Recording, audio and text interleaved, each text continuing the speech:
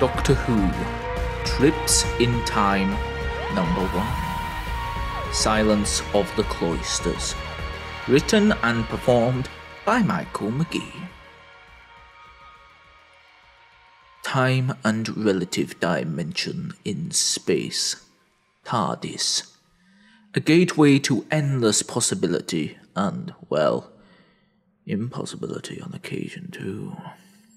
A shine now tarnished, muted and dull, a depressing silence remains, only penetrated by the wheeze of ancient engines and the movement of the time column, movement that propels the vessel through time and space. That, and the breath of the ship's one sole occupant, its eternal pilot, the Doctor. The Doctor seems frozen as he sits, seated in an ornate burgundy chair that lags at least a millennia behind the rest of the room's aesthetics. His clothes more raggedy than before, buttoned-up shirt replaced with a hanging neckerchief that lies just a little bit too low.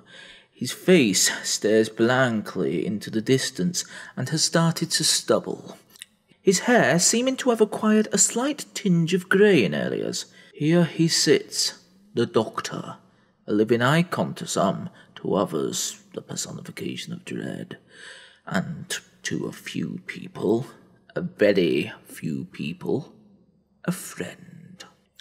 Friends are rarely found when you live a life such as the Doctor, a transient in time, never staying, never stopping. Lives lived in wanderlust. For a being like the Doctor, it never pays to dwell on one's past. Bang! A jazz hammer colliding with the silence.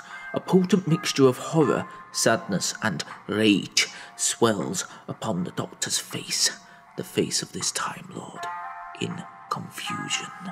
To his side, it wails, an irritating chime, calling out like a siren to the sailor, begging for attention, screaming for him, taunting him to do the one thing he should never do.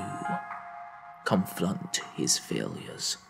A phone, James's phone to be precise, a device as commonplace as can be, transformed into a nexus of regret, of pain.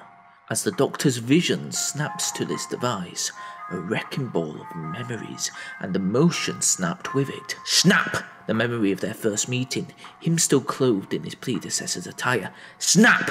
The moment they met pirates. Snap! The battle with the Raj of 1,000 worlds. Snap! The moment they landed on Sailor's World. Snap!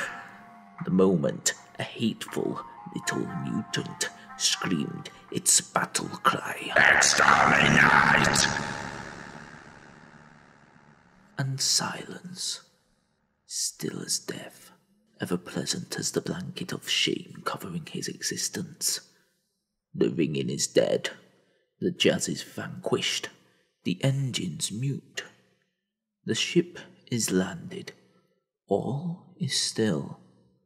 All that remains is the silence of the Cloisters.